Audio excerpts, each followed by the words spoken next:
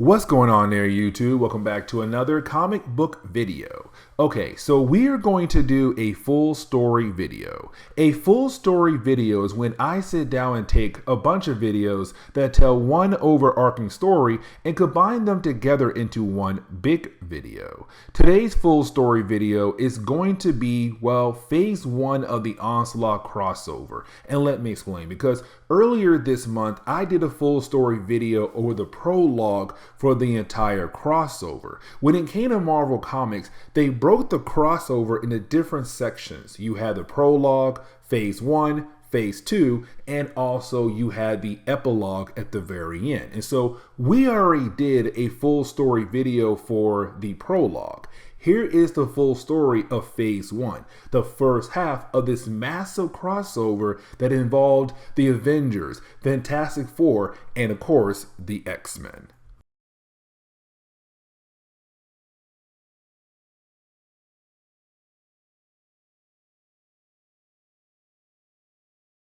Man, oh man, like guys, I am technically hyped up for this event.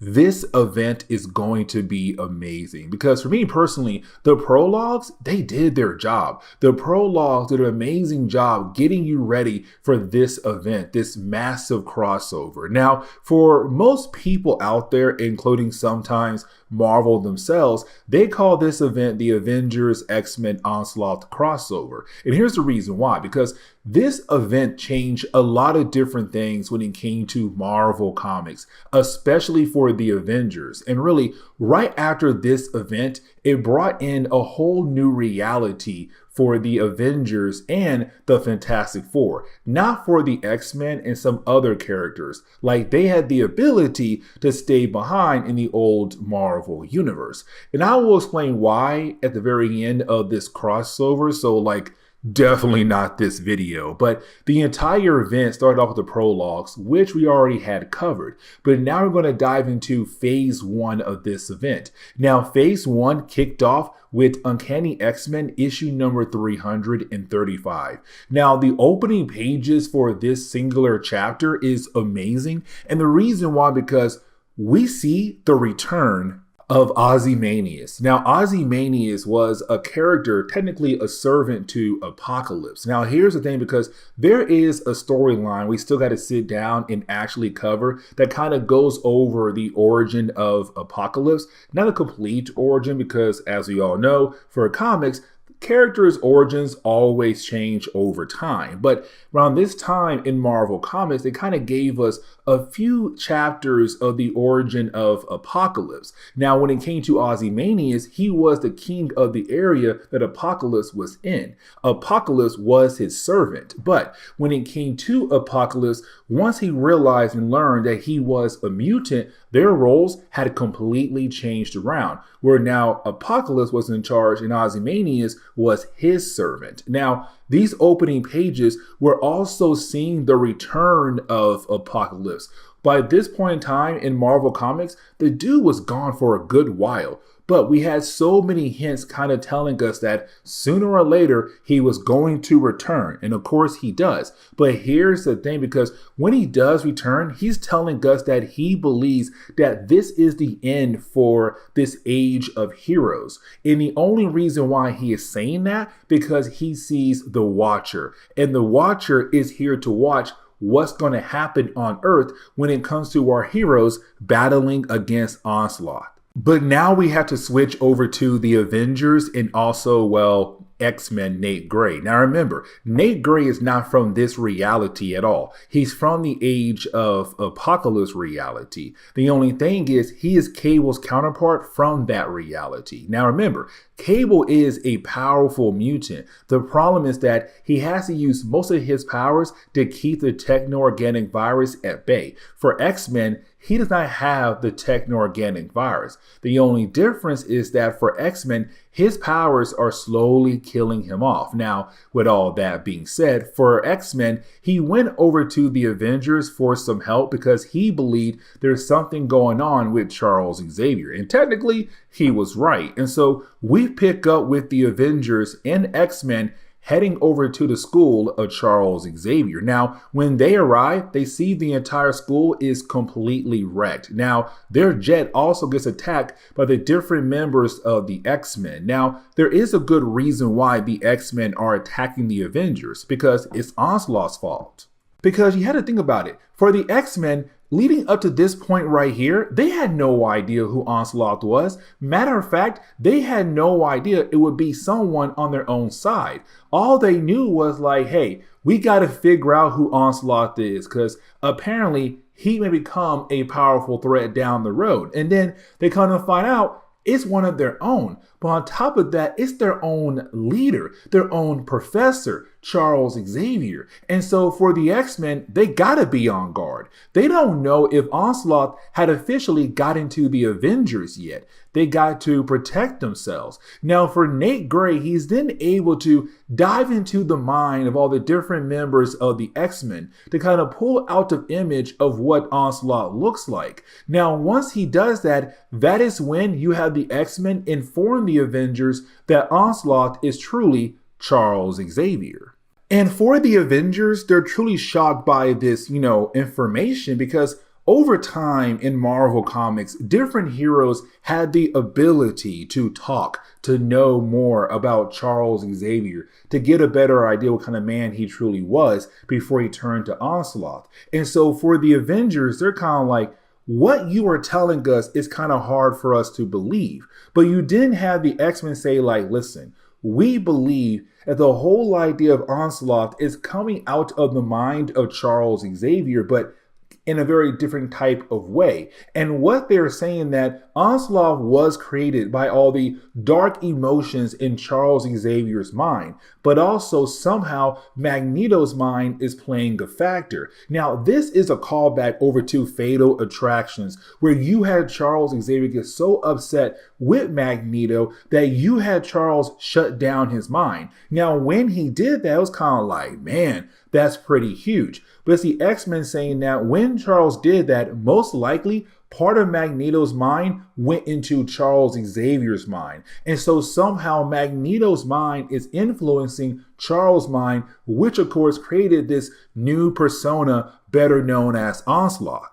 Now we have to switch over to Excalibur. This begins the process of different X teams coming over to help out the X-Men, starting off with Excalibur. Now here's the thing, because it's not Excalibur leaving Muir Island to go over to the States to help out the X-Men.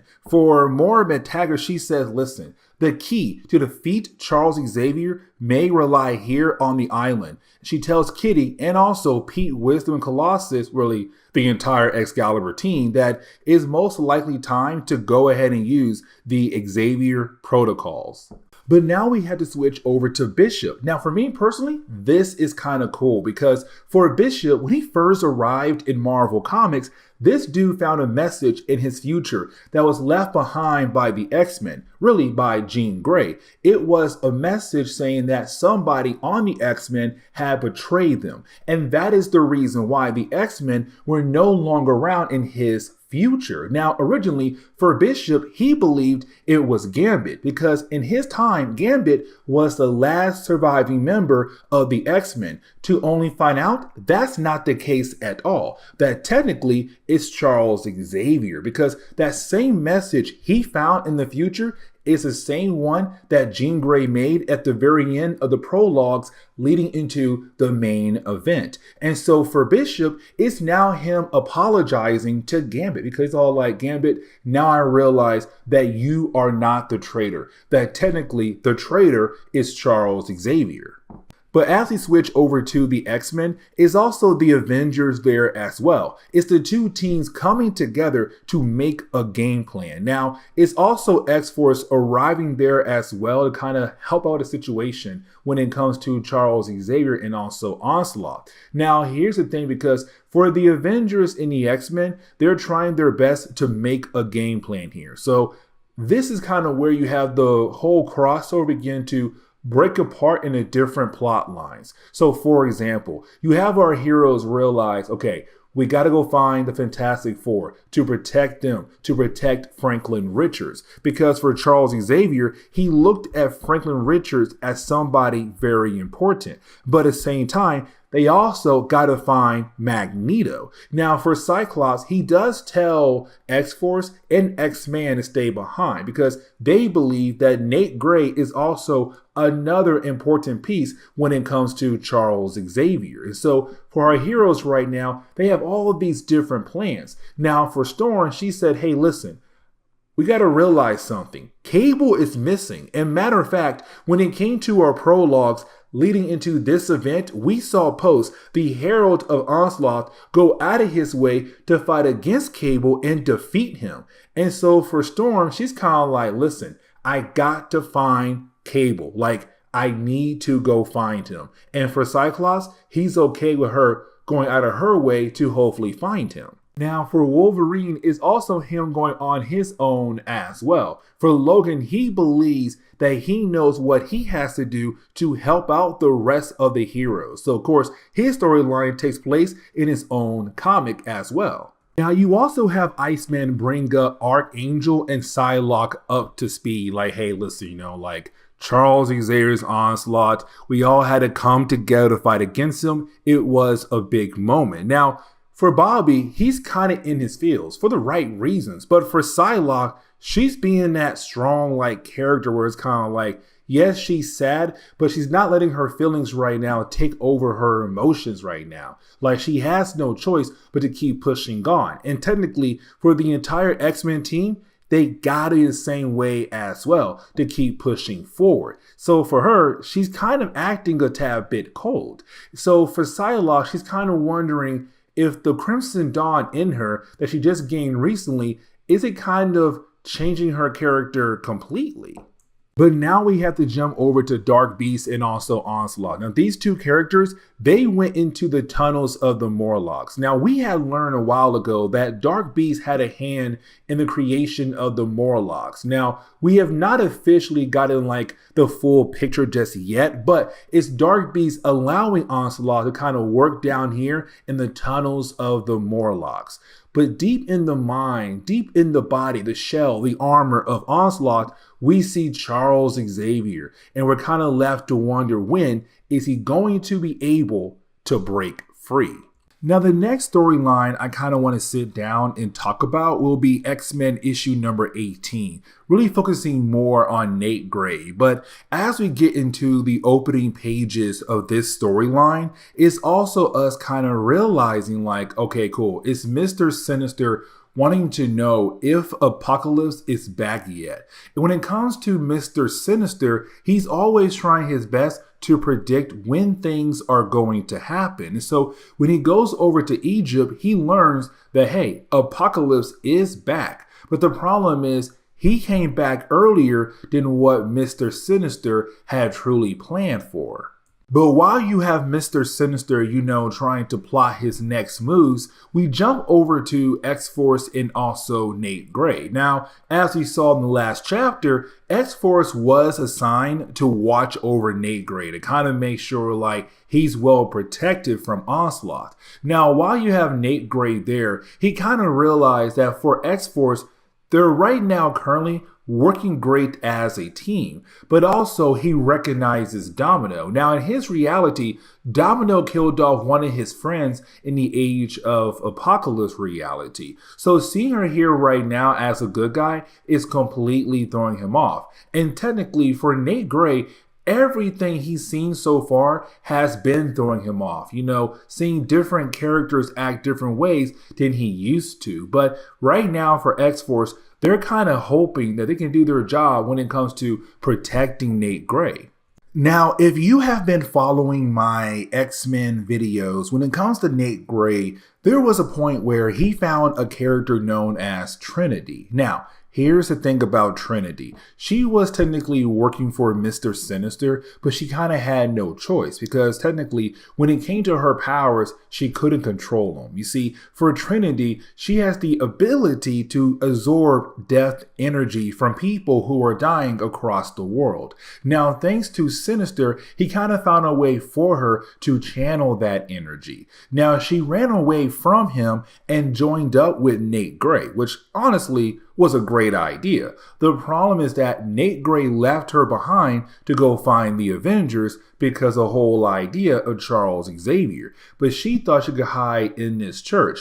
Unfortunately, she was found by the Marauders. Now, for the Marauders, as we all know, they work for Mr. Sinister, and their main goal is to bring her back over to him. Now, luckily for our young hero here, she is able to take them out very easily. But that is when she's then confronted by Mr. Sinister. Now, with him being there, is him now informing her that she had played her role in his plan. The whole idea of playing the damsel in distress, trying to build that bond, that trust between her and also Nate Gray. But it's also him saying like, you're technically not done that role just yet, but I think it's time for me to go ahead and meet up with young Nate Gray.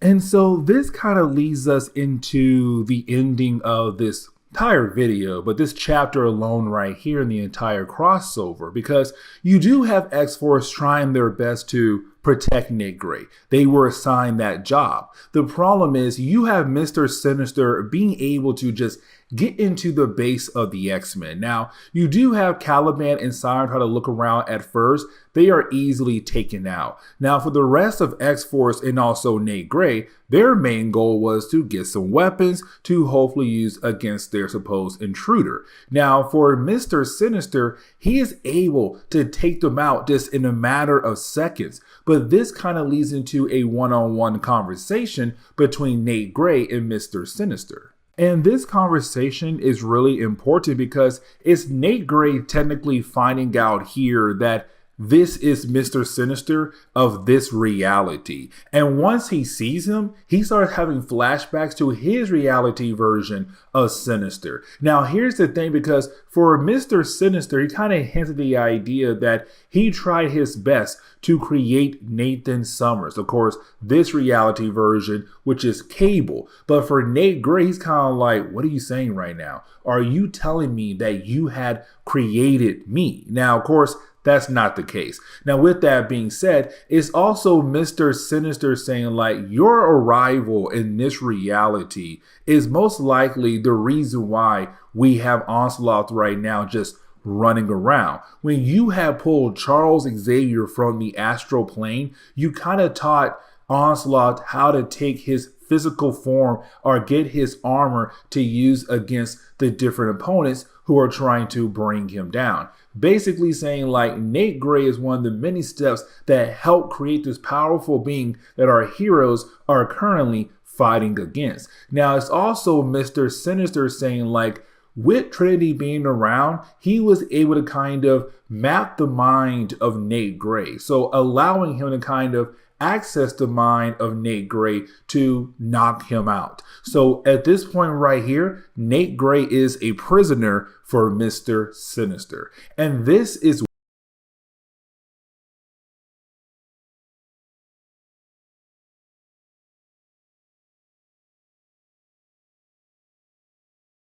okay, so like I kind of goofed when it came to the end of our last video over our coverage over X-Men Onslaught. And what I mean by that statement is that when it came to me like breaking down what each video is going to be, I kind of forgot to cover X-Force issue number 57. And the reason why, because it does kind of wrap up the whole idea of what was going on when it comes to Nate Gray being kidnapped by Mr. Sinister. Because when it came to Mr. Sinister, he wants to use Nate Gray for his own personal reasons, right? And the thing was, I kind of end the last video with us kind of believing that Mr. Sinister was able to grab Nate Gray and that was officially it for that storyline.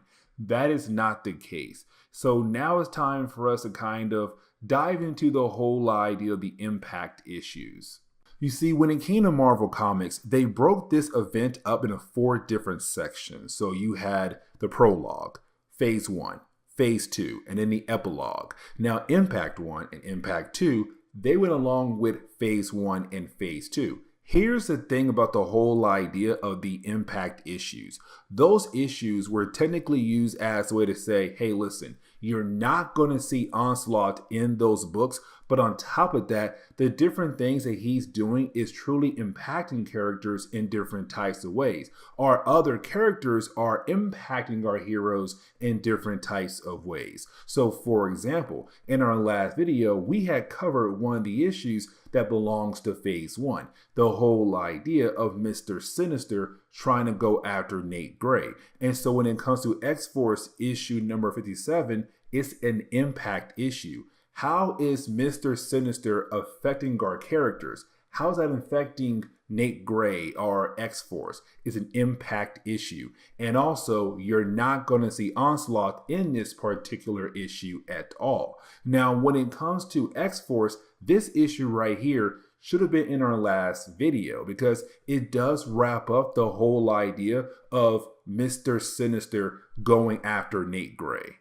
And so that is why, as we dive into X-Force issue number 57, we're technically kind of picking up where that point is at, where you do have Domino, the last person standing for X-Force at the moment, trying her best to figure out how to stop Mr. Sinister. Somebody X-Force really couldn't stop in our last video, but their goal is to protect Nate Gray. Now, here's the thing, because technically she's not alone, but also it kind of shows a different side to a character that we have not seen in a good while, and that would be Caliban. And let me explain. You see, when it came to the Morlocks, as we all know, most of them were killed off by the Marauders back in the Mutant Massacre. And here's the thing, because right after that event right there, you had Caliban join X-Factor for like a very brief moment. But then he was taken away by Apocalypse. Now, with Apocalypse, he did some work on Caliban.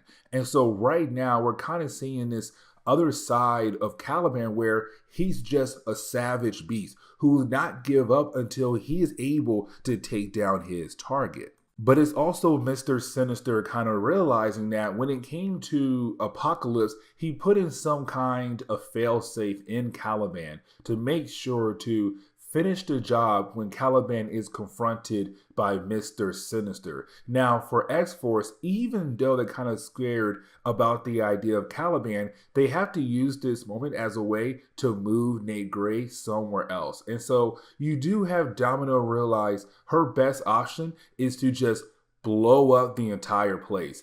And for me, this is another callback to the whole idea of the Phalanx Covenant storyline where you had Banshee blow up the mansion. And so for Domino, she does the same exact thing, just blowing up the entire school, hoping to use that as a way to get away from Mr. Sinister. But right after that explosion, you had 2 characters being able to arrive at the school. The first being Warpath and the other one being Risque. Now for Warpath, he was part of X-Force. But after you had X-Force fight against the Externals, you had Warpath disappear. And we had learned that he was grabbed by Risque, where you now had these 2 characters spending a lot of time with one another, building some kind of relationship. But on top of that, Risque kind of helped Warpath to cut loose a tad bit. But he kind of had this weird feeling that something was going on at the school, that his teammates need him. And so he came back home, and of course, she had followed him because she's in love with him, supposedly. Now, we do kind of find out very quickly here that for Mr. Sinister, he did survive that explosion. Now, here's the thing, because for Sinister, he wants Nate Gray because he realized that Nate Gray is the completion of all his work from his alternate reality counterpart from the Age of Apocalypse reality. For Sinister, he already failed when it came to getting his hands on Cable. He cannot fail now when it comes to, getting his hands on Nate Gray. Now, we do discover here that when it came to our heroes, they were able to survive the explosion when it came to Domino blowing the place up. Now, we're also getting reminded that when it came to Nate Gray, his powers were quote unquote shut down by Mr. Sinister at the end of our last video. So technically right now, he may no longer be a use for Onslaught, but at the same time could be useful for Mr. Sinister. And so right now for our three heroes, Sunspot, Domino, and also Nate Gray, they have to stick together as a way to protect Nate from Mr. Sinister. Now, for Caliban and also Meltdown, they had ended up somewhere else in the school, but either way, for Caliban, it's him kind of now remembering what he did when it came to fighting against Mr. Sinister. He kind of realized that basically he lost control. And so now for Caliban, he's kind of scared of the idea of that happening again, but possibly hurting somebody he loves, like one of his team members. Now you do have Meltdown there trying her best to ease his pain, to help him relax, kind of like, listen, we'll make sure that never happens again. And don't worry, there's no way that you would actually try to hurt us. We know you so well. We care for you so much. But it's also Caliban saying like, yeah, I may have you in my corner, but at the same time, there is still that possibility that I could possibly kill you or someone else on X-Force if I lose control once again. But as we switch over to Nate Gray, Domino, and also Sunspot, you have Domino kind of tell us that she does not believe in the whole idea that somehow Mr. Sinister found a way to shut down the powers of Nate Gray. And the reason why, because there's Cable. If that's the case, why hasn't Mr. Sinister been able to shut down the powers of Cable, but only Nate Gray? Now, for Nate Gray, even though him and Cable are technically the same person, just from different realities, they're still completely different from one another. But also, Cable comes from the far future with the Ascani ways taught into his mind as a way to protect himself. Now, here's the thing. They can't teach Nate Gray the Ascani way because Cable is not near them. But on top of that, Blacksmith is also not there as well. But here comes the big catch. You see, for Sunspot, he does know about the Ascani ways. All because when he was Rainfire, you had Cable go into his mind and use the ways of the Ascani to kind of help get rid of the Rainfire persona in the mind of Sunspot to make him good again. But the Ascani ways have stuck in his mind ever since that moment. And so because of that, you now have Sunspot knowing about the Ascani ways. And so it's Domino saying, Nate, if you still have a tad bit of juice left to use your abilities on somebody, use it right now on Sunspot. So then you are able to learn more about the Ascani ways to turn your powers back on completely. Now, with all that being said, when he does it out of nowhere, there is some kind of block in the mind that was created by, well, Blacksmith, where of course it does knock out both Nate Gray and Sunspot as well. Now, this kind of leads into the ending of the whole storyline with Mr. Sinister and Nate Gray in phase 1 of the Onslaught storyline. And what I mean by that statement is that you do have the different members of X-Force being able to regroup and try to work together to fight against Mr. Sinister. Now, for Nate Gray, when he does arrive, he really shows that he's really powerful when it comes to fighting against Mr. Sinister. The dude does not stand a chance at all against Nate Gray. But here's the thing, because for Sinister, even though he knows he does not truly stand a chance against Nate Gray in a one-on-one battle, he knows that he could technically set a trap for Nate Gray. And he said, hey, listen, the only reason why I came here because I want to use you as a way to fight against Apocalypse, to fight against Mr. Sinister, as a way to protect this world. He even tells Nate Gray, you can go ahead and look into my mind and you will see that I am speaking the truth. Now, for Nate Gray, he tries that. The thing is, you have Mr. Sinister being able to redirect the energy that Nate Gray uses on his own mind, but all the minds of the different members of X-Force. And so just like that, every single person in that room is completely knocked out, allowing Sinister to go ahead and pick up Nate Gray and take him away.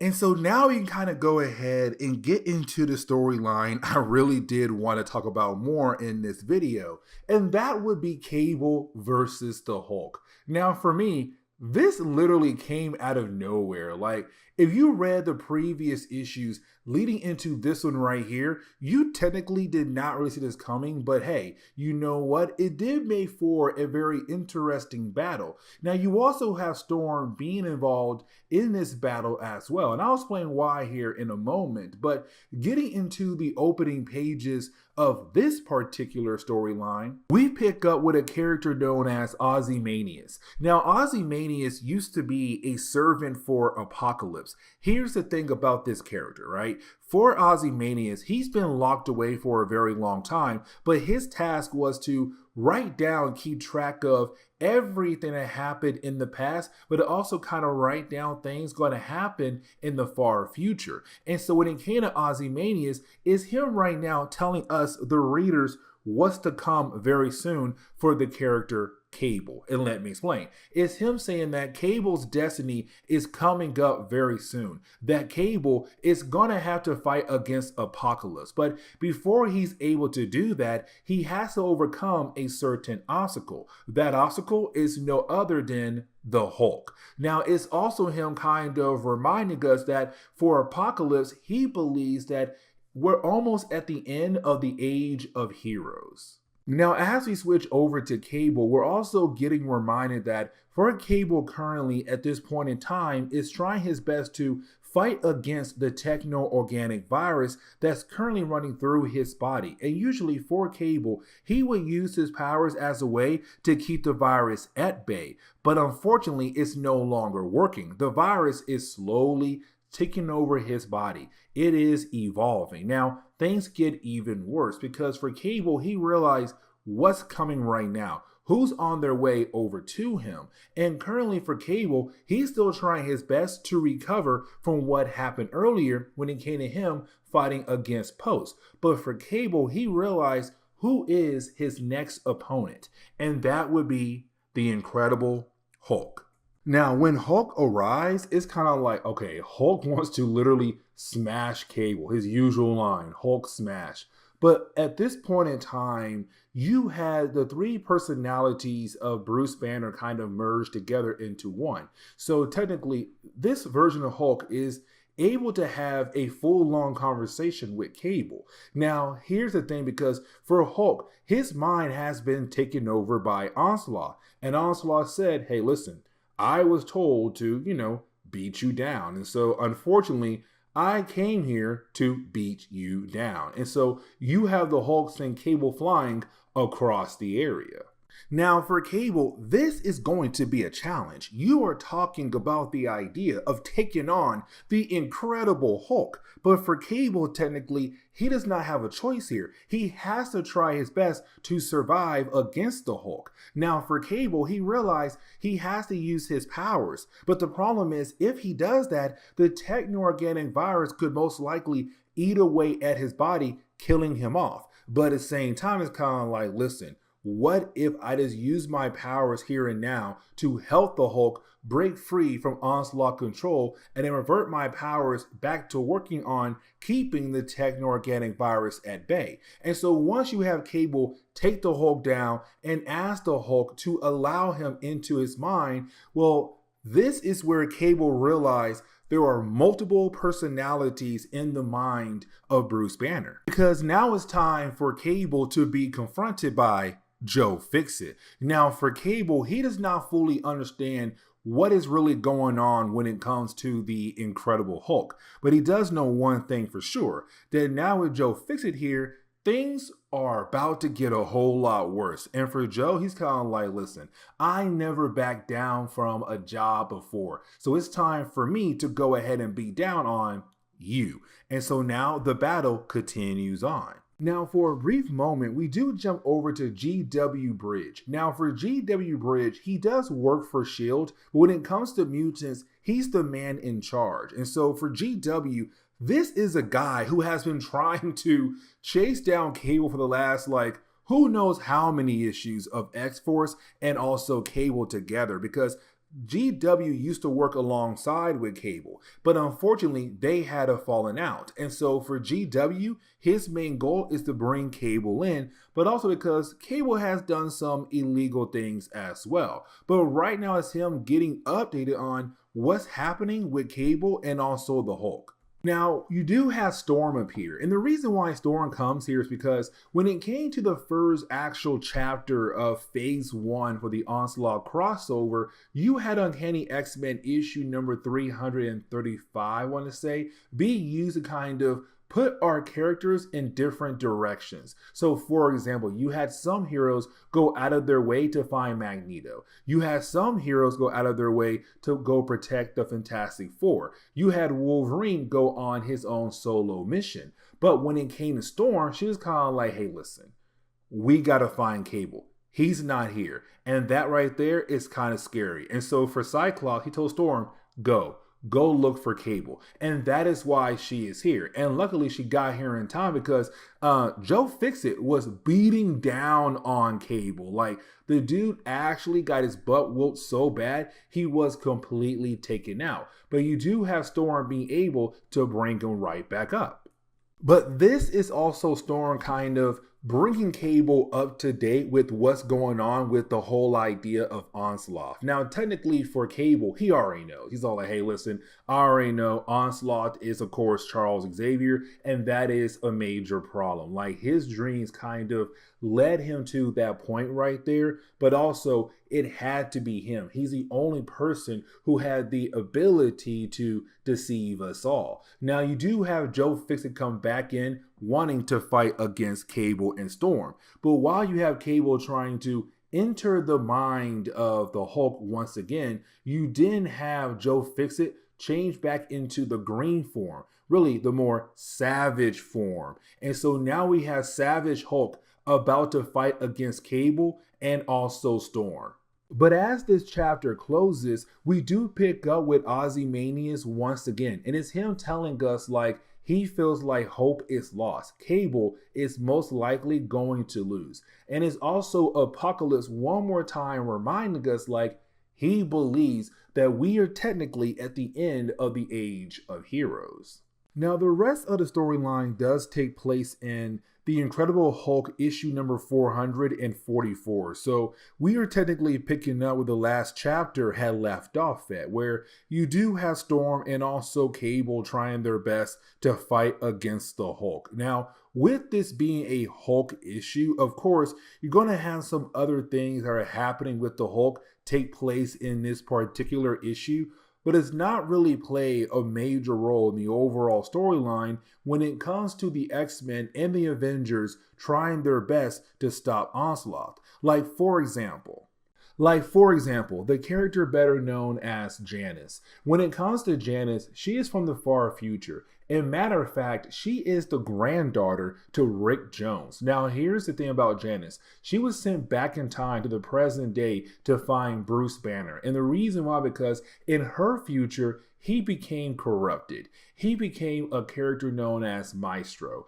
Now, I'm not really going to sit down and try to re-explain the whole idea of Maestro for the sake of this video. Just know, like, when it came to all these different issues that were, for me personally, technically tie-ins, but called as impact issues, you have most impact issues go to different characters who are being pulled into this event. And so sometimes reading those issues, you kind of have to know what in the world was going on with those characters in that particular issue. So for this case, it's the Hulk and all his supporting characters. But getting back over to the battle between the Hulk, Storm, and also Cable, you do have the battle take a quick pause. And the reason why, because for the Hulk, he sees this woman on a calendar known as Betty Page. Now, of course, he is thinking of his wife. And of course, it's not his wife, but he believes it's her. Now, with this small moment of pause, it allows Cable to try to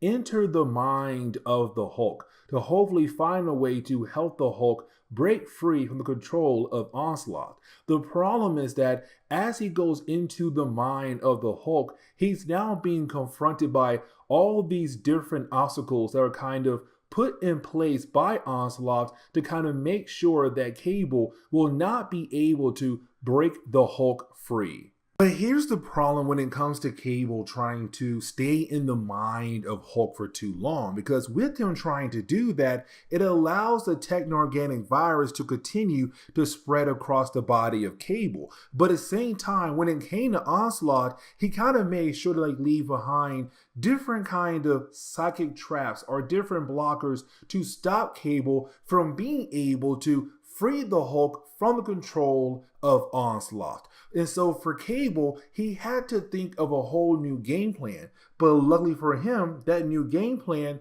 does involve Storm, who's already there.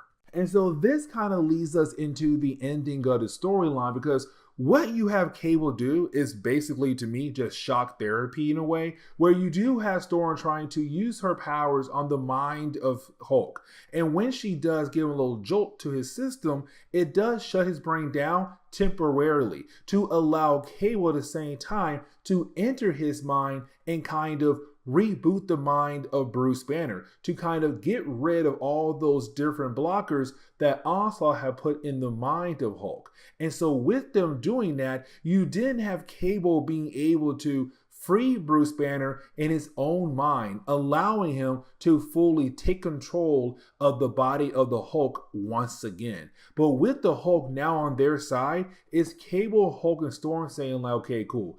With you on our side, we now have another ally that we can use against Onslaught. This is perfect.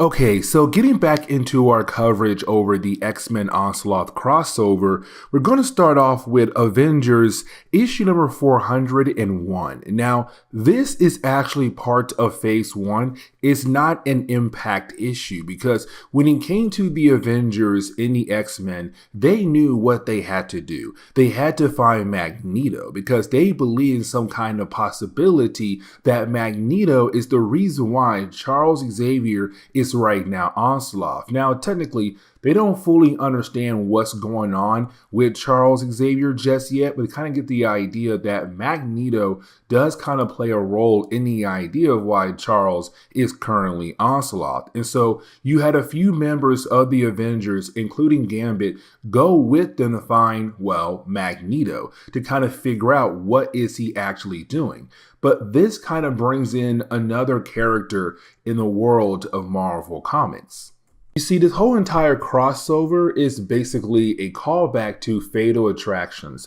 And let me explain, because in that event right there, you had Charles Xavier shut down the mind of Magneto, because for Charles, he had enough. He is tired of seeing Magneto do all these different types of things, especially when it came to Magneto ripping off the adamantium off the bones of Wolverine. Now, after you had Charles do that, for Magneto, he was just technically brainless, I guess. But you did have different people, take care of Magneto over time. Now, when it came to Avalon, the base that belonged to Magneto, it got blown up. And so for Colossus, who was trying his best to take care of Magneto after you had Charles shut down his mind, those two characters crashed back on Earth. Now, after that had happened, we had no idea what happened to Magneto. But then out of nowhere, we had somebody else appear claiming to be Magneto.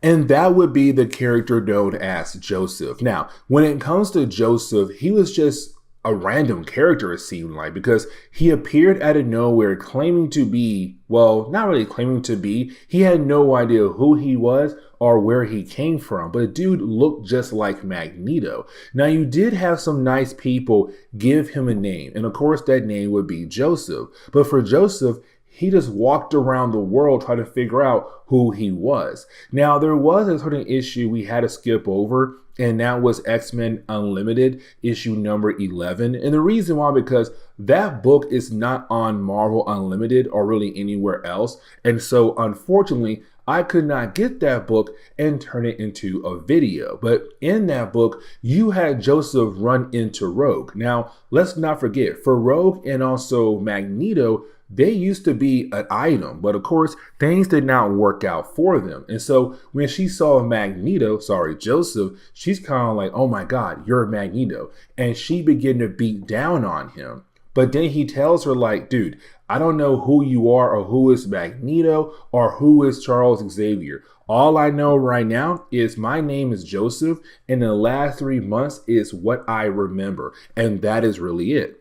And so all of that kind of leads us into Avengers number 401, where we're really picking up with Hank Pym trying to use Cerebro as a way to locate Magneto. Here's the thing, because over the years in Marvel Comics for Charles Xavier, he wasn't truly able to use Cerebro to locate Magneto like that. He couldn't pinpoint where Magneto was truly at. He kind of had to wait to see when Magneto used his powers and kind of get an area of where Magneto could possibly be at. And so for Hank Pym, he's kind of like, listen, I can't pinpoint where Magneto is truly at, but I kind of got the idea of what area he could possibly be at. But while you have the Avengers heading over to that area, we kind of switch over to a conversation being done with the Avengers on the jet with also Scarlet Witch and Quicksilver. Now, these two characters are technically Avengers, but here's the thing. In the past, when they first appeared in Marvel Comics, they were part of the Brotherhood of Evil Mutants. And then just like that, they switch over to the Avengers. But here's the thing, because for the different members of the Avengers, they have never heard the Scarlet Witch nor Quicksilver truly talk about their father. Now, for the different X characters, they have been around Quicksilver when he was on X Factor. But for the Scarlet Witch, it's kind of like, no, she was mostly on the Avengers, and that was truly it. And also, around this time in Marvel Comics, they were still the daughter and son of Magneto. They were still labeled as mutant before the whole big change happened in 14 or 15. But either way, it's the Scarlet Witch kind of telling us what it was like to be around Magneto. And truthfully, she was scared of the man, but also the dude kind of just grabbed them and brought them into his organization with the whole idea of just saying, like, I'm your father, we are related, and you two must help me when it comes to my overall goals. And so for the Scarlet Witch, over time, she saw how truly evil to her Magneto was. And the same goes for Quicksilver as well. And so for these two characters, as soon as they heard that somehow Magneto is the reason why Charles acting differently, they were down to help out the X-Men to bring down Onslaught, but to also find their father. And speaking of Magneto, truthfully, as we switch over to Joseph, who's also being, I guess, Magneto, is also Rogue as well. And for these two characters, well, right now, you have them right now trying to get their car fixed. But the way they are acting, the way they are talking to one another, you would truthfully believe in the possibility that these two characters are gonna try to become an item again. Now, let's not forget, for Rogue, she left the X-Men. And the reason why, because when it came to the very end of Legion Quest, you had Rogue kiss Gambit because they believed the world or the whole entire universe was going to be wiped out. But thanks to Bishop, everything changed. The universe was able to survive. But for Rogue, as she still kissed Gambit, she absorbed things from his mind and kind of learned a few dark secrets of his. And that right there kind of scared her, but made her just run away. And so she left the X-Men a good while ago. And so with her being on the road, she was attacked by Bastion. Now, I'm not going to sit down and fully explain that storyline. Just know that when she was attacked by Bastion in X-Men Unlimited issue number 11, you had Joseph go out of his way to help her, to save her. And of course, you now have these two characters slowly building a bond with one another. But you did have our heroes be confronted by the Avengers plus Gambit. Now, here's the thing, because for Gambit, he's kind of like, okay, I lost Rogue a long time ago. To see her here right now with Joseph, who they believe is Magneto, but on top of that, seeing her trying to protect him, he's kind of like, I feel like I most likely lost her again.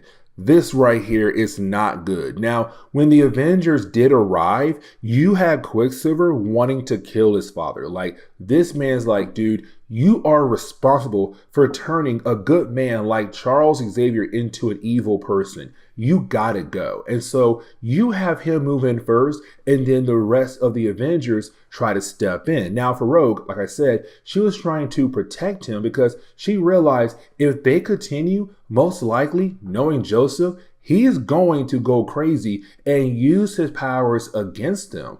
But then at the very end of this battle, you had a Scarlet Witch say, everyone stop, because she realized there's something different about Magneto. He's skinnier, but also younger. He looks somewhat different. And that right there is actually really important because this right here will become very important down the road when it comes to explaining who Joseph truly is. But you do have everyone stop because of her.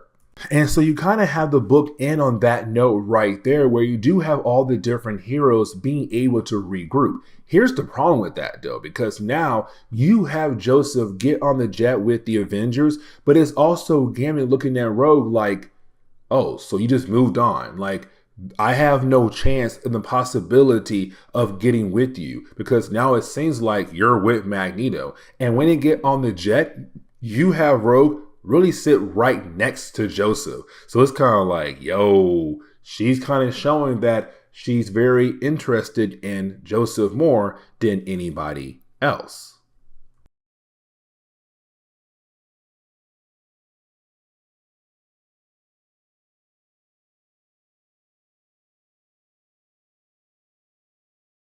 Okay, so I kind of feel like there is a possibility that this might come up down the road. And so I kind of want to go ahead and just explain why I did things the way I did. So when it comes to Excalibur issue number 100, it is technically the final chapter to an earlier storyline that we had covered. The reason why I didn't put this chapter in that video because this chapter alone is part of the Onslaught crossover. Now, in one of our earlier videos, I had talked about the idea of impact issues.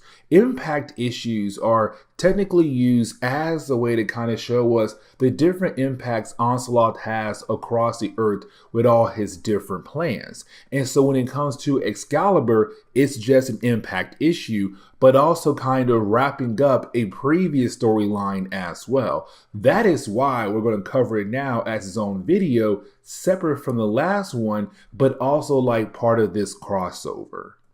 Now, there are a few things we have to talk about when it comes to Excalibur in this one particular storyline. You see, we had learned in our last video that there is another Hellfire Club in London, the London branch. Now, when it comes to them, they have been trying to promote themselves into the ruling class to allow them the ability to rule over Great Britain. Now, they had this massive plan that involved all these different pieces, like, for example, Black Air. Now, when it comes to Black Air, they had appeared out of nowhere, like literally out of nowhere. We had a brand new organization for the Great Britain government. And the thing was, Black Air had replaced an organization known as WHO. Now, when it comes to WHO was known as the Weird Happening Organization. They would go around the world to investigate weird things happening across the world. The problem was that out of nowhere, you had Black Air replace them. And we come to find out that thanks to the Hellfire Club, they bought the right votes in the government to allow Black Air to replace WHO. And then use Black Air as a way to kind of help them control the actual government, the country in their own particular way. Now, we had also learned that when it came to the Hellfire Club, they also wanted to release some kind of demon as a way to take over not just London, but the rest of the world. That demon had a lot of power inside of it. Now, unfortunately, the demon does not have a name. But here's the thing, because you had the Hellfire Club go out of their way to kidnap Douglock. And the reason why they used Douglock's hardware to build a physical connection to the tomb where the demon is locked away yet. And then they brought in the Red Queen of their organization. And that would be a character known as Margali Zardos. Now for Margali, and I really hope I pronounce her name correctly, she was the adoptive mother for Nightcrawler. But here's the thing, because for Margali, she was on the Winding Way. Now the Winding Way is a very interesting concept in Marvel Comics, but to kind of give you a better idea of what it is, it's basically a source of power that you have to work your way to. Unfortunately, there are people who are ahead of you when it comes to getting to that power source. And so when it came to Margali, what she did was she killed off all the different people who were technically ahead of her on the Winding Way.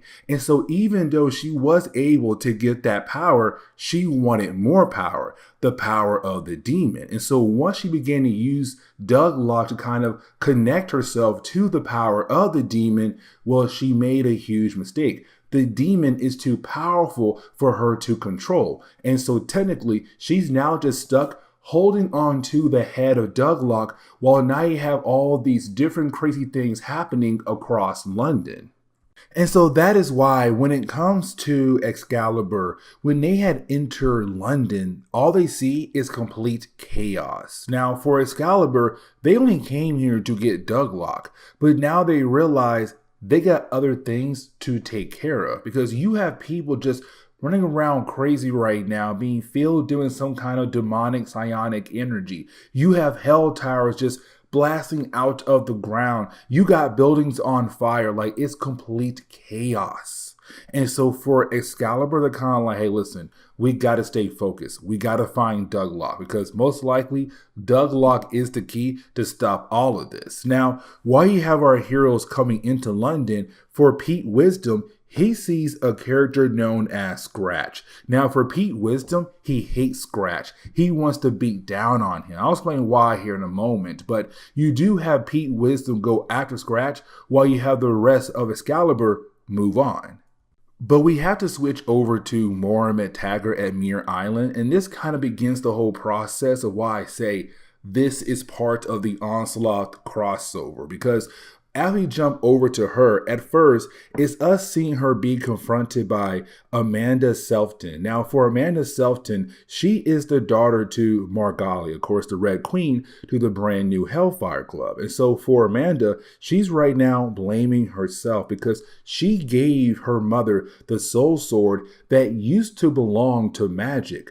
When it came to Margali, she used the soul sword as a way to kill off all the people who were ahead of her on the Winding Way, to allow her the ability to get that source of power, but also give her a brand new body. But here's the thing, she wanted more power. And so once she had learned that there was some kind of devil underneath London, she had to get that power. And so she attacked her daughter and began her plans to get the power of the demon, as we are right now seeing in the current time.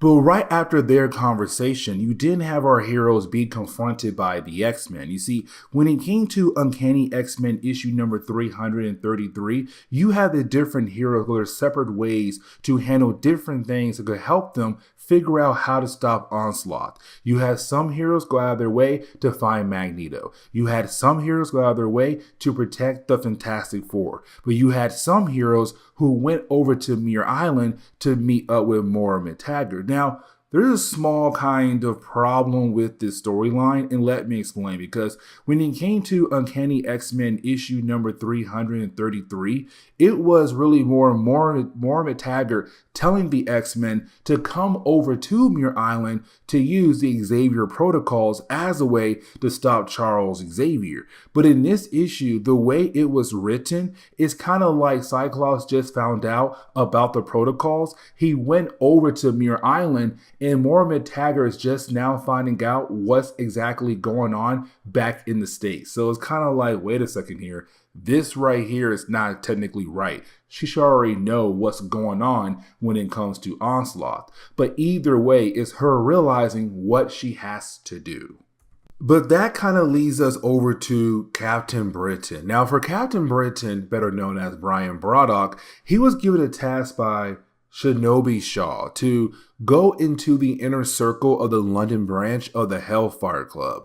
Now, for Brian, he has the ability to do that because his father used to be part of the Hellfire Club inner circle at the London branch. And so it's just him replacing his father. But the reason why you had Shinobi Shaw asking Brian to do that, because for Shinobi Shaw, being the son of Sebastian Shaw, but also kind of taking his place as the Black King in the American branch of the Hellfire Club, for Shinobi, he wanted a spy. So he asked Brian to be that spy to learn what the other branch was up to, but it also go after another character known as Mountjoy. Now, Mountjoy is a mutant from Bishop's future who has the ability to merge his body with someone else's body. When he does that, he's then able to, take over your body. Now, when he came to Captain Britain, he believed the Black Queen was Mountjoy pretending to be the Black Queen as a way to hide. Here's the thing. He is wrong. The Black Queen was actually working with Onslaught, but here comes the next big problem with this storyline. We never really learn what Onslaught and her were actually up to when it came to them working together. But either way, for Captain Britain, he found the Black Queen as she had just killed off the Black King. Now, he wanted to stop her, but then he is stopped by Mountjoy, who was pretending to be the scribe for the Hellfire Club. But as we switch over to the different members of Excalibur who had arrived at the base of Black Air to hopefully find Douglock, they kind of find out all the different guards who work for Black Air, all different agents, they have all begun to go crazy. Thanks to the demon right now and his sonic energy just filling their minds with complete rage and wanting to attack one another. Now for Colossus, he stays behind because he can take their bullets. And so for the rest of Excalibur, they continue on to hopefully find Douglock. But this now allows us to switch over to, the X-Men and also Moira Tagger as they go into this secret room that was built by Charles Xavier. Now, here's the thing about this secret room. It was built by him in secret because he wanted to kind of build an armor suit or some kind of suit to allow somebody to stop him if he had to be stopped. Like currently with him being Onslaught. And so you have our heroes walk into this room and you have the computer begin to explain what they are currently seeing. Now, this is also going to lead into more issues for our heroes down the road in this particular storyline. But now we have to switch over to Pete Wisdom as he chases down Scratch. Now, here's the reason why Pete Wisdom truly does not like Scratch at all. And it's all because when it came to Scratch and Pete Wisdom, they both used to work for Black Air. But when it came to Scratch, he would be sent on jobs to find different alien artifacts. Well, one of his last jobs when you had Pete still working for Black Air, there was this alien artifact that he had to retrieve. He found it, but he also found that innocent people had also saw this alien artifact. And so you had Scratch just go ahead and kill off all those people, innocent people who were most likely children as well because it was near a schoolhouse, whatever. But either way, for Pete Wisdom, he's kind of like, you are a killer. Like you killed off innocent people who did not have to die at all. They were just minding their business. And yeah, they may have saw that alien artifact, so what? You did not have to kill them. And so that is why you have Pete right now trying his best to chase down Scratch. Now, for like a hot second, we do pick up with Amanda, and it's her right now trying to leave Muir Island to head over to London to help Excalibur bring down her mother. But of course, she is almost completely drained because her mother had attacked her earlier.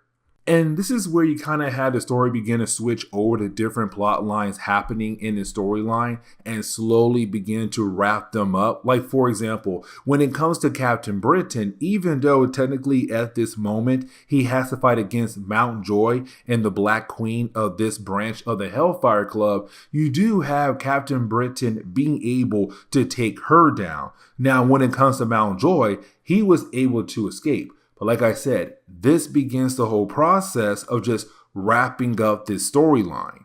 We also get this brief moment where we're really picking up with the X-Men also discovering what this room was all about that was built by Charles Xavier. You see, this room has not just been built to kind of find different ways to stop him. This room was also built to find different ways to literally defeat the X-Men, or to at least kill the X-Men if one of the members of the X-Men has gone too far. And so as Jean Grey realized how far Charles had went when it came to being prepared, this man had different plans as a way to bring down the different members of the X-Men. Now, we do have to check in with Nightcrawler and the rest of his Excalibur team as they try to continue in the base of Black Air to hopefully find Douglock. And so you do have our heroes being able to make their way through. But you didn't have our heroes be confronted by the Red King of the Hellfire Club, who's technically under control by the Red Queen of the Hellfire Club. And so his main goal is to make sure that Nightcrawler, Wolfbane, and also Kitty Pryde are not able to go into the room behind him to get their lost friend Douglock. And so you do have Nightcrawler actually challenge him in a sword fight. And so then for Pete Wisdom, as he tries his best to fight against Scratch, it does seem like he might possibly be killed off by Scratch, because Pete is barely being able to hold on when it comes to fighting against a character like Scratch. And so there's a point where it does seem like he might die. Now, I kind of want to go ahead and get back over to the battle between Nightcrawler and also the Red King, because for Nightcrawler, he wants to know what motivates the Red King. And the Red King says, "I'm rich, I'm powerful, and in love, and I will destroy you." Now, like I said, he's currently being controlled by the Red Queen, but it's Nightcrawler kind of like, love makes you want to stab people? Like, dude, that isn't love. That's brain damage. And for me, I don't know why I like that line for Nightcrawler. He's kind of like, love makes you want to kill people? No, that ain't normal, dude. But their battle continues on. But like I said, you had the story begin to wind down, because even though when we jump over to Captain Britain and now his goal is to bring down Mountjoy, you have Mountjoy being able to shoot off 2 bullets. Now, when it comes to Captain Britain, when he had brought this suit with him, he made sure to put some kind of force field around him to slow down the bullets. So yes, they're going to hit him, but not do as much damage as they would have done if they hit him without the force field. Now, as we jump back over to the X-Men and also Moira Taggart, we get that confirmation like, yeah, Charles Xavier made sure to have plans for almost every single member of the X-Men, X-Force, Excalibur, X-Factor. And the reason why I'm saying that, because we now see the computer showing off different pieces of information about Cable. So it's kind of like the dude being sure that he was prepared for almost anything to come down the road. But then you have our heroes, Excalibur, begin to find out what's going on when it comes to Douglock. You know, when they walk into the room, it's when you have Amanda also appear. And you have Amanda kind of say like, hey, the Red Queen Nightcrawler, that's our mom. Because for Amanda and Nightcrawler, they are siblings through adoption, but also like they in love with one another as well. But either way, it's her saying like, yeah, our mom right there is the reason why all of this is popping off at the moment. But you do have our heroes try their best to find a way to cut that connection that Douglock has when it comes to his connection to the tomb where the demon is locked away at. And so with us now getting into the final pages of this storyline, you kind of see how the story is beginning to wrap up. Like, for example, you do have Captain Britain being able to take down Mount Joy just like that. Then the next page, we pick up with Pete Wisdom at the very last second being saved by Kitty Pryde's pet dragon, Lockheed. And it's kind of funny because for Lockheed and also Pete Wisdom, they don't really get along, but also for some strange reason, Pete can actually understand what Lockheed is saying. Like Lockheed can now speak perfect English. But either way, the last like 3 to 4 to 5 pages is really more of us just now seeing the members of Excalibur who were at the base of Black Air finding a way to free Douglock, stop Margarly, and also keep the demon locked away. And so just like that, the day is saved. And so now we're going to move on to the next storyline for Excalibur in the next video for them, because their next issue is not really part of the whole idea of Onslaught. So technically, this is it for Excalibur when it comes to this particular crossover.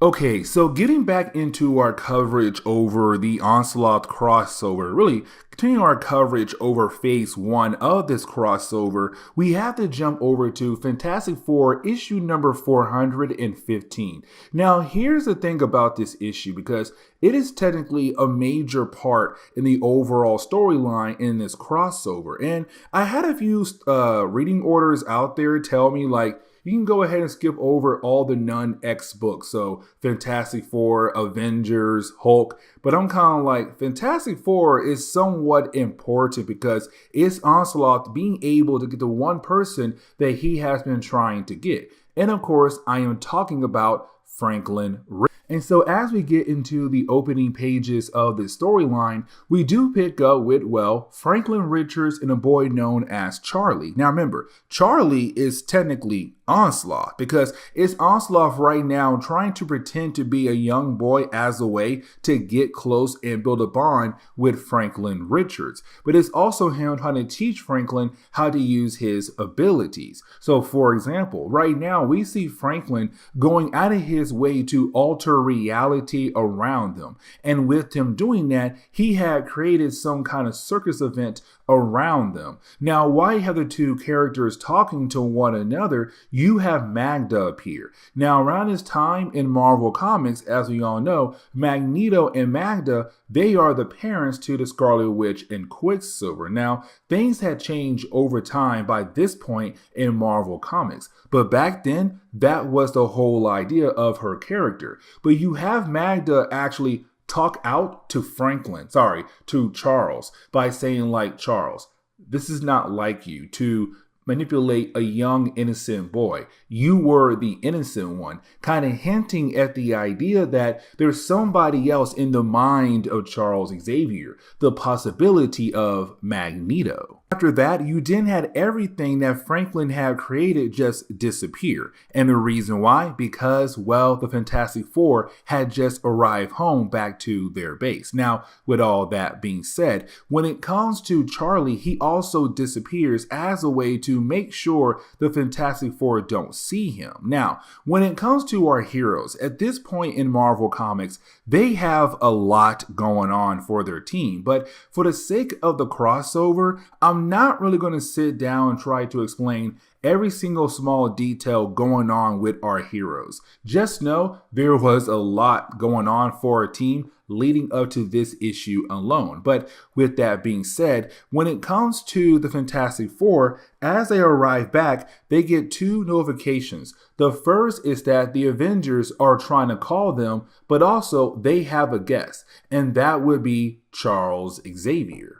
Now, you have Scott Lang be the one to kind of answer the call coming in from the Avengers. Here comes the big problem. You see, for Charles Xavier, he's kind of like, listen, there is no way I'm going to allow the Avengers to come in and actually support the Fantastic Four from stopping me from achieving my goal, which is getting my hands on Franklin Richards. And so while you do have Scott Lang on the call with the Avengers and also some members of the X-Men, you have Charles Xavier just put Scott Lang to sleep. But while you had Charles doing that with his mind, it's also Charles having a full-on conversation with the rest of the Fantastic Four, trying to convince them to hand over Franklin Richards to him. Now, for Charles, it's him trying to play the whole pitch of like, hey, listen, I have a school and my goal is to take in young mutants and to teach them how to control their powers, how to use their powers. But for Reed and also Sue, being Franklin parents and also being heroes with powers, they're kind of like, no, his best chance to learn how to control his abilities is technically with us, with his parents. But it's also Charles saying like, go ahead and give over your rights as guardians, as parents of him, over to me as well. Which of course, you have Susan getting very angry about the whole idea of him asking that.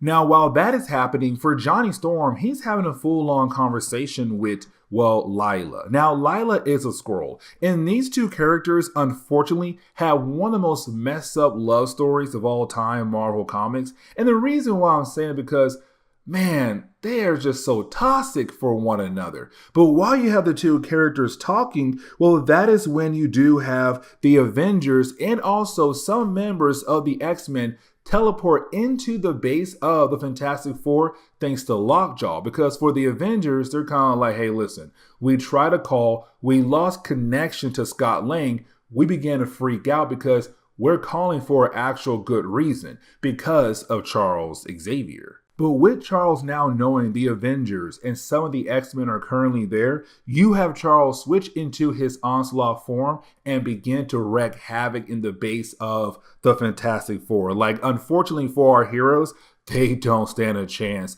And you'll see what I mean here in a moment. But you have the Avengers, X-Men, and also Johnny Storm head over to where Reed and Sue were currently at. Now, here's the thing, because when they get there, Onslaught had attacked them. And so this is Reed telling Johnny, who at first did not believe the whole idea that Charles Xavier has gone mad, that Charles Xavier is now evil and now has turned into Onslaught. Like, he did not believe in that. But seeing his brother-in-law and also his sister badly beaten, but also warning him like, hey, Charles is here for Franklin, Johnny realized, okay, it's time for me to get my A game on. And so you have Johnny and Crystal go check in on Scott Lang, because for Scott, he was the one answering the call from the Avengers. The Avengers told everyone like, hey, we lost our call connection to Scott Lang, and that made us freak out. And so once you have Johnny and Crystal find Scott, well, they also find Onslaught. Now, here's the thing, because Onslaught, being this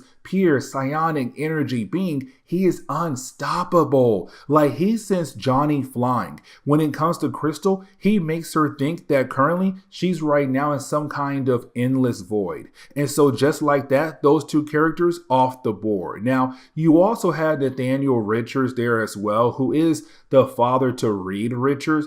There was a whole plot line going for that character around his time in Marvel Comics. But anyways, for Nathaniel, he has this armor suit that should be able to siphon the energy that Onslaught is pushing out right now. But the problem is that suit's made more for Franklin, not really made for Onslaught. And so you have Onslaught being able to take down Nathaniel in a matter of seconds. Like, his whole entire armor gone. All three characters gone. Up next is Lila, Hawkeye, and the Thing. Now, you have Lila try to use her ability as a shapeshifter to try to trick Onslaught into a trap to allow Hawkeye and Ben Grimm to attack him. But that's the thing. Onslaught, again, is a pure psionic energy being. He's technically not there. He's there in your mind, but not there physically sometimes. And so he's then able to just take down Ben Grimm, take down Hawkeye, take down Lila in a matter of seconds. Like, all three characters gone just like that. Now, up next is Bishop and also Susan Storm. And man, this part right here, I felt so bad for my boy Bishop because, okay, you have the two go into Franklin's room. Their main goal is to find Franklin. Franklin is not there, but you know who is there? Onslaught. Now, here's the thing, because for Bishop, he knows that if he is able to absorb energy given to him by other people, he can then use that energy on somebody else. And so for Bishop, he's kind of like, Susan, I need you to just keep hitting me with your force field energy. With you doing that, I can then rechannel that energy and use it as a blast to hopefully bring down Onslaught. And so she does that, and he goes through his plan, which of course it does seem like at first it works. Like you have Charles Xavier back to normal, guys. Charles the jerk here. He's all like, yes, Bishop, you finally saved me. You broke Onslaught for the time being. Now hurry, give me over to Jean Grey, because if you do that, she'll then be able to lock him away forever. And once you have Bishop get close enough to make sure that it is Charles Xavier, you have Onslaught come right back and take out Bishop and also take out, of course, Susan as well. Now, outside the base of the Fantastic Four, you have Apocalypse and also the Watcher there. Now, these two characters, they're just sideline people. They're just watching what's actually happening. But for the Watcher, it's his job to watch. He can't intervene. He wants to because he does care about the Fantastic Four, but unfortunately, he's not allowed to. Now, for Apocalypse, it's completely different. This man is big on survival of the fittest. The strong may live, the weak may die, the strong may lead, the weak must follow. And so for Apocalypse right now, he wants to see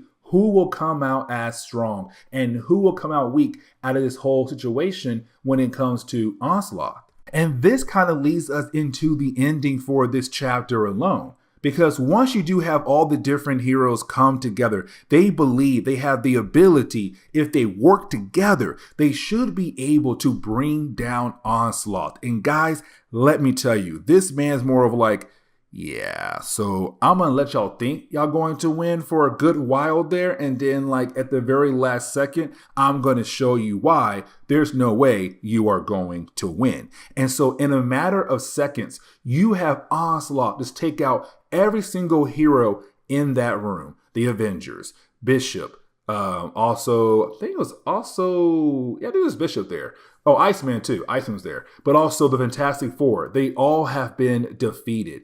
Every single one of them. And then you have Onslaught walk over to Franklin Richards. He picks him up and they leave. And so this plot line will pick up in X-Men issue number 55. But first, we must jump over to X Factor next. Now, when it comes to X Factor issue number 125, of course, a huge celebration issue for this series, we have to remember that when it came to Onslaught, he was able to get one of the X-Men onto his side, and that would be Beast. But let's not forget that this is not our Beast. This is Dark Beast from the Age of Apocalypse reality. Now, here's the thing about Dark Beast though. You see, for Dark Beast, he joined Onslaught's side as soon as he saw that he was able to take out the entire X-Men team. But also for Dark Beast, when he arrived in this reality alongside with the Sugar Man, they arrived 20 years in the past.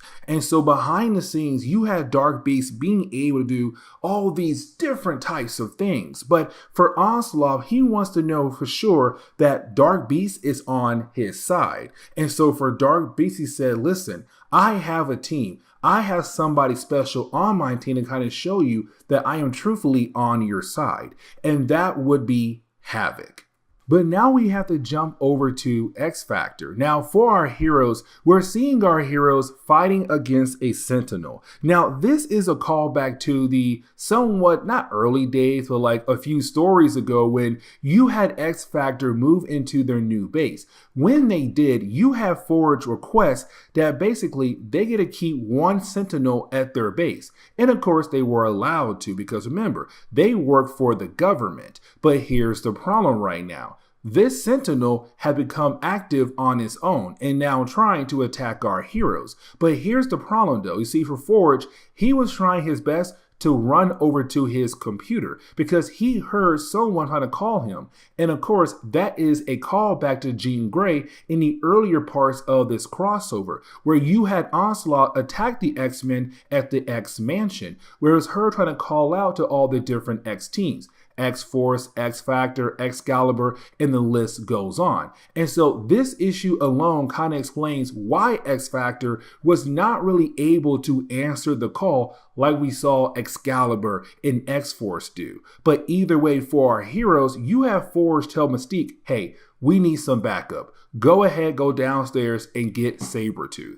I kind of like this book giving us a quick reminder that, hey, listen, you have two characters who should not be on X Factor. That X Factor is currently not like the rest of the X teams, like the X-Men or Excalibur or even like Generation X. That this team right here works a tad bit differently. Yeah, they got some criminals, but they still work for the government. And so when it comes to Mystique and Sabretooth, these two characters, they don't like each other at all. They have a long history with one another. Matter of fact, they had a child together, better known as Graydon Creed. But either way, both characters are not gonna do anything at all to each other. And the reason why, because both characters are waiting for the right move to make. And so right now, they're going to work with X Factor. Now, once you have both heroes say, hey, let's go ahead and join the rest of our heroes fighting against the robot, well, that is when you have Fatale appear. Now, Fatale, she works for Dark Beast,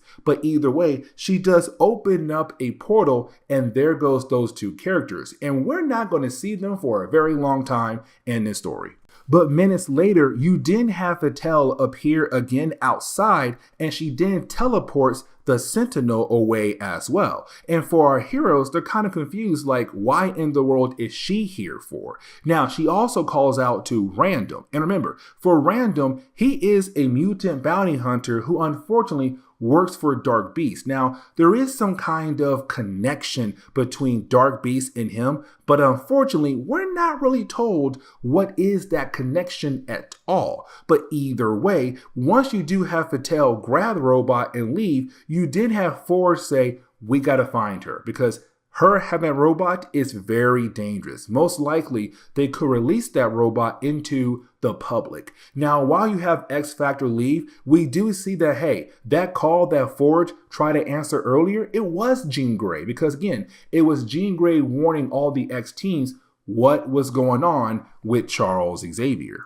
And so for our heroes, they were able to track where that Sentinel was taken to. Now, when our heroes arrive at that location, they are then confronted by Havoc, who's currently being brainwashed and controlled by Dark Beast. And this is kind of huge because for Polaris, they were dating, but then out of nowhere, he disappeared. Now, for Havoc, right after he did disappear, Polaris did find a love letter that was left behind by Havoc on accident. And so for Polaris, she believed that he left her for somebody else. But in reality, it was a trick to grab Havoc, brainwash him, and now, unfortunately, he works for Dark Beast. Now, you also have X Factor find out that Random is not really on their side at all. That matter of fact, Dark Beast has control over Random as well, but a tad bit different. It's kind of like he has some kind of information on Random or some kind of like luck on how his body truly works. But either way, it's now our heroes fighting against Random and also Havoc. While you have the different members of X Factor fighting against Fatale and also Random and Havoc, you had Forge sneak into the place. Now with him doing that, he comes to find out that this whole entire building is holding onto a bunch of Sentinels. And Forge, he knows this cannot be a good thing at all. But unfortunately for Forge, there's somebody else there working for Onslaught being able to grab him. So as we do switch outside, we do learn who grabbed Forge, a character known as Post, who does work for Onslaught as well. And so now you have Post, Fatale, and also Havoc and Random working together. Now, in mid-battle, it really comes down to seeing Havoc and Polaris fighting against one another. But it's also Polaris trying to hold back because this is the man that she truly loves. She hates the idea of hurting him, but at the same time, it's kind of like, girl, what are you doing? You gotta fight back because if you don't, he's going to kill you. He was commanded to kill you. Now, you have Random try to protect her, but you did have Havoc hit Random and we see his true form. And it's kind of like he's a young boy who was pretending to be an older character.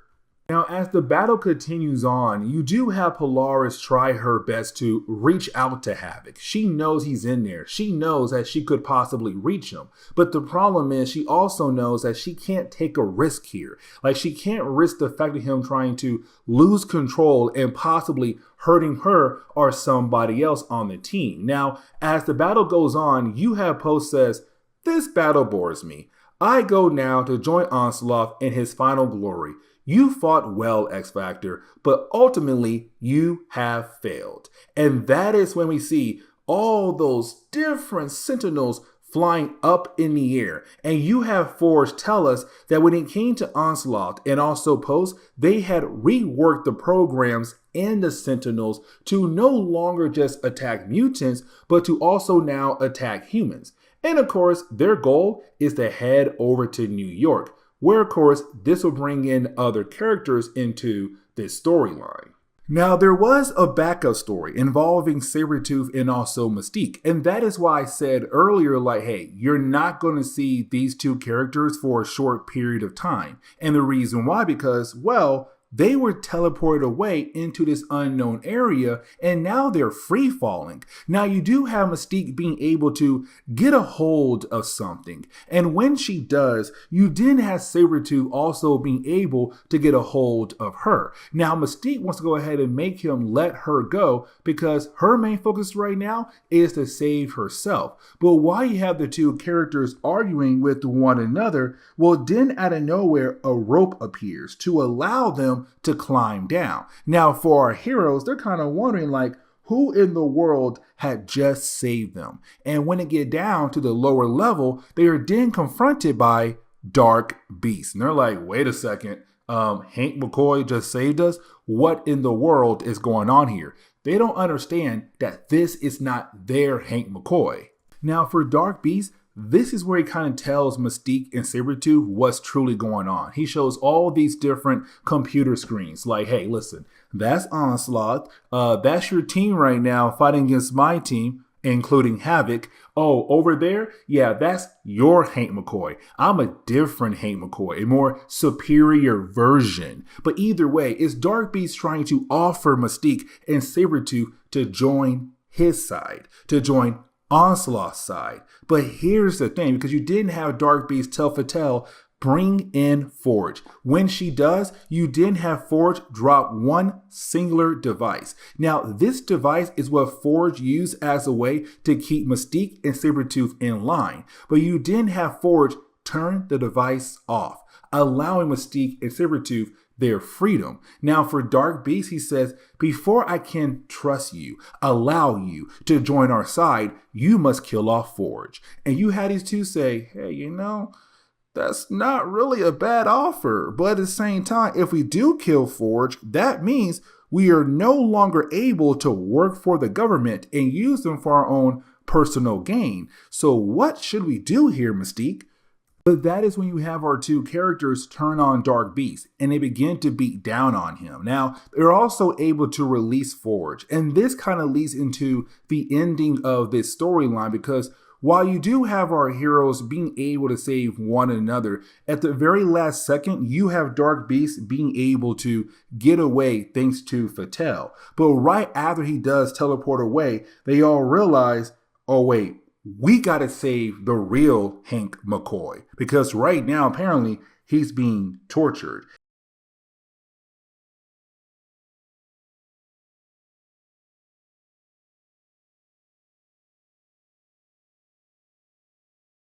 Okay, so getting back into our coverage over the X-Men, we're going to pick up with two more chapters from the Onslaught crossover. Now, we're technically still in the phase 1 part of this crossover, but at the same time, we still got to cover the impact issues. Now, just in case we have anybody joining us in our coverage over this event, I kind of want to sit down and explain what the impact issues are. You see, impact issues are kind of like how the actions of Onslaught impacting other characters across the world. And so when it comes to Generation X, the first chapter of this video is going to show us how the actions of Onslaught impacting their lives.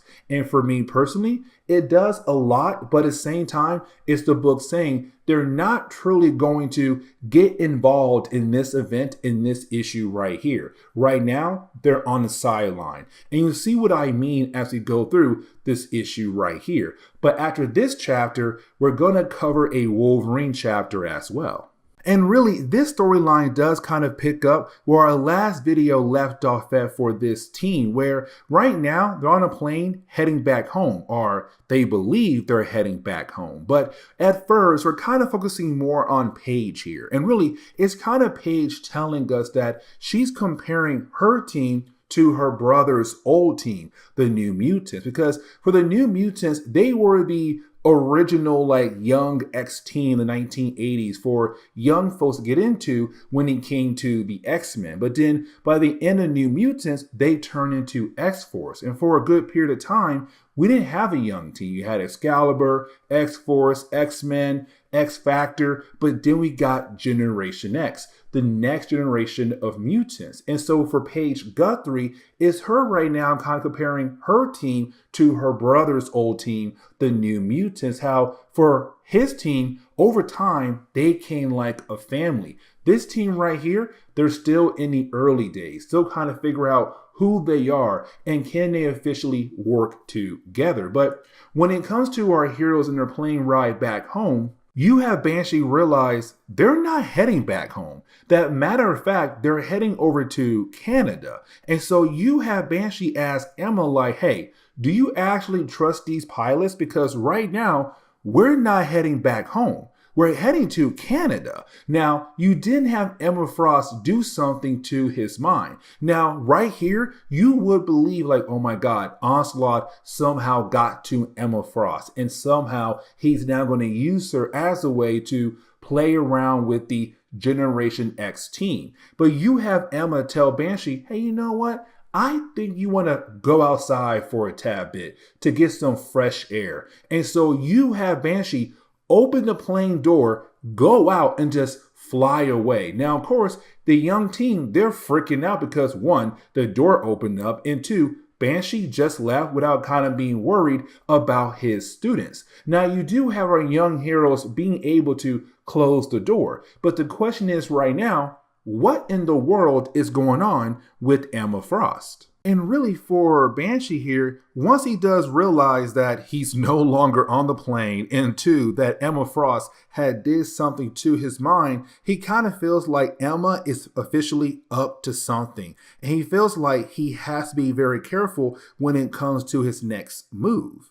But now we have to jump back over the school of Charles Xavier. And here's the reason why. Because while you have the young mutants away, including their teachers, you had somebody take a job as the mechanic for the school. And that would be a character known as Chevy. Now for Chevy, he was given the job by Chamber and also Skin, but they left. And so for Chevy, he's kind of like, okay, you know what? I took this job as a mechanic for the school, but I have not seen anybody at all. Now, he has no idea that technically he's being watched by a character known as Penis.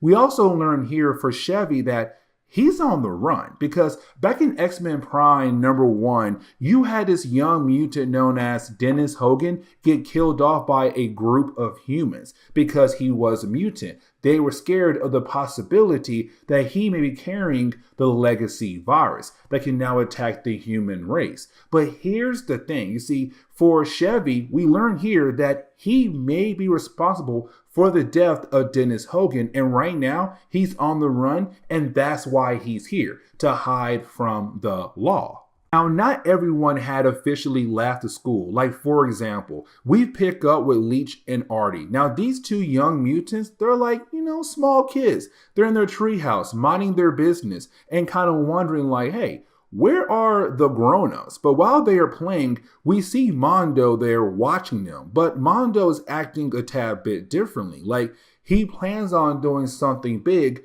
to the entire team. But right now, just Artie and Leech. But while you have that going on, we do transition over to Chamber and Skin. Now, these two characters, they were trying their best to head over to the school of Charles Xavier. And the reason why, because for Chamber, in the earlier parts of our coverage of this series, you had a character known as Gateway just grab Chamber and disappeared. And we're kind of like, what in the world is going on? And then he brought Chamber right back, and we kind of find out apparently Chamber had met Onslaught, but unfortunately does not remember meeting Onslaught. But something else happened to Chamber where his power is kind of going a tad bit haywire. And so for Skin and also Chamber, they're trying to figure out like who could officially help him out. And they still believe in the possibility that maybe it could be Charles Xavier. But getting back over to the rest of Generation X, when they do realize that Emma's plane did not bring them back home, they're kind of wondering like, where in the world are we? What in the world is going on? Now, like I said, when it comes to the earlier parts of this issue, you would believe like, oh my God, Emma Frost has been officially taken over by Onslaught. This is an actual problem. And for our young heroes, when they begin to question her like, hey, where in the world are we? She begins to act completely different and not trying to tell them anything at all. And so you do have our young heroes trying their best to attack her, but unfortunately with her powers, she was able to easily take each of them down one by one. And we're kind of left to wonder like, what is she truly up to? But for Banshee, he's still on the hunt for Emma Frost and also his team, his students. And so you have Banshee right now trying to figure out where is Emma Frost's flight plan at. Come to find out, she did not even put a flight plan down. So for Banshee, he's having a hard time figuring out where in the world Emma Frost and the students went off to. But as we switch over to Emma Frost and the students, we see that she took them over to this random home that could or could not belong to her. But her goal is to keep the kids here. And the reason why, because for Emma Frost, she realized there's something big going on right now with the X-Men. And she's afraid of the possibility of losing more students. Because remember, when it came to Emma Frost, she had her own school in the past. She had her own students, better known as the Hellions. Most of them were killed off while she was in a coma. And so this is her saying like, I cannot afford to lose any more students at all. So right now, my team and I are going to be on the sideline. I have no idea what the X-Men are officially up to, but she has no idea. She has an unwanted guest in her home, and that would be Toad.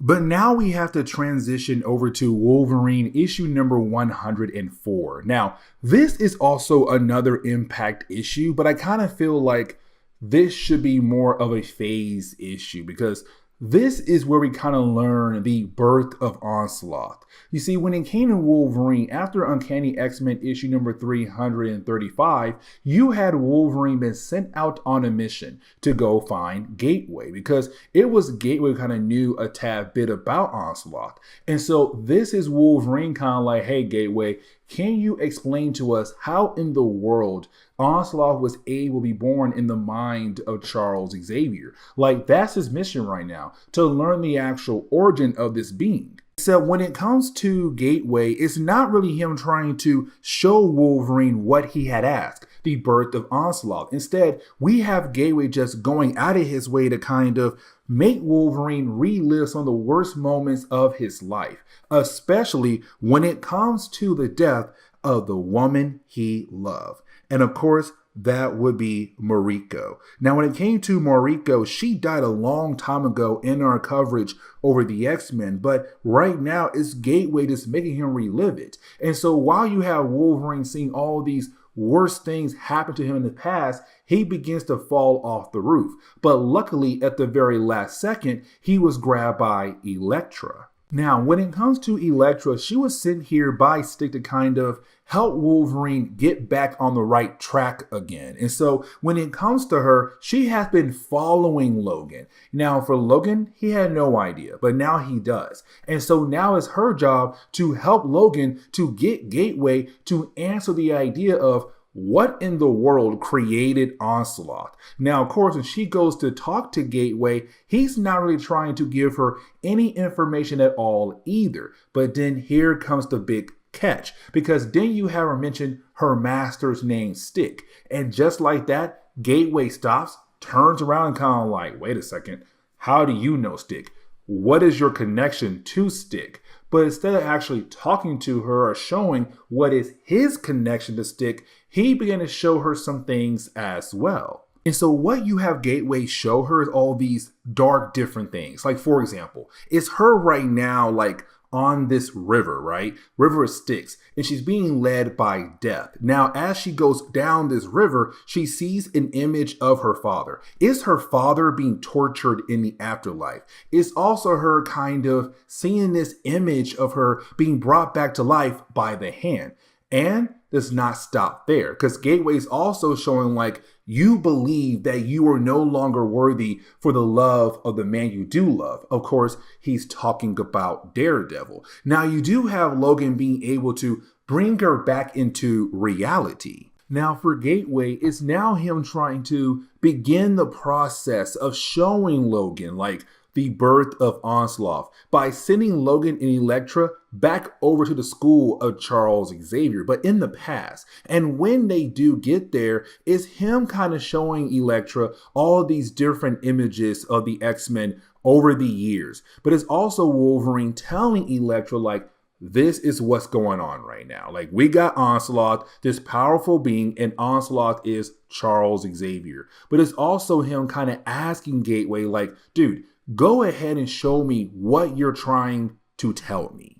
So you didn't have Gateway show Logan and Elektra a flashback, another one basically, but this one's more about fatal attractions. And this is where I say fatal attractions played a major role, not just for Logan, but also for Charles Xavier, because you now have Elektra and Wolverine reliving that moment where you have Magneto get the adamantium off the bones of Logan. And right after that, you had Charles Xavier shut down the mind of Magneto, except when he did that, a small piece of the dark ego of Magneto, almost said Wolverine there, but the dark ego of Magneto just came out of his body and basically touched Charles Xavier. And when that happened, of course, it led into the birth of Onslaught.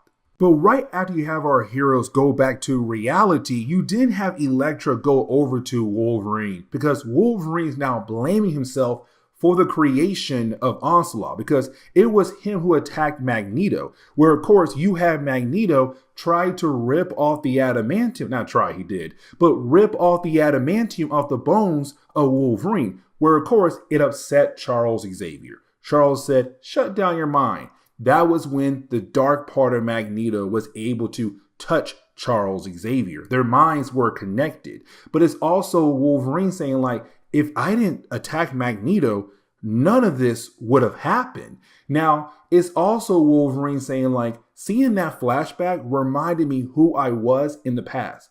I was a man. Because by this point in Wolverine's timeline, he looks completely feral, like a complete savage beast. And the reason why, because we had learned that with the adamantium off the bones of Wolverine, he's now continuing his original process of evolution. The whole idea of turning into a savage animal. Adamantium has stopped that process. With Magneto taken away, the process once again continue. But it's Elektra saying, like, the past is the past. But on top of that, you are still a man. And also, you now have the info you need to tell your team, the X-Men, on how to use that info as a way to stop, of course, Onslaught.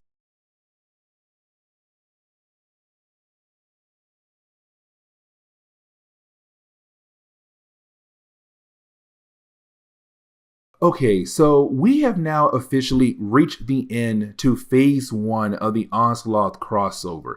Here's the thing though, guys. Like, for me, I feel like the earlier chapters of phase 1 was truly great. Like, everything for me was like, man, this is getting bigger and bigger. But when you get to the last chapter of phase 1, when you get to the ending to the last chapter of phase 1, that is when you know phase 2 is about to pop off. Like everything you saw in the earlier parts of phase 1 were almost nothing compared to the ending of phase 1, this last chapter right here, which of course takes place in X-Men issue number 55.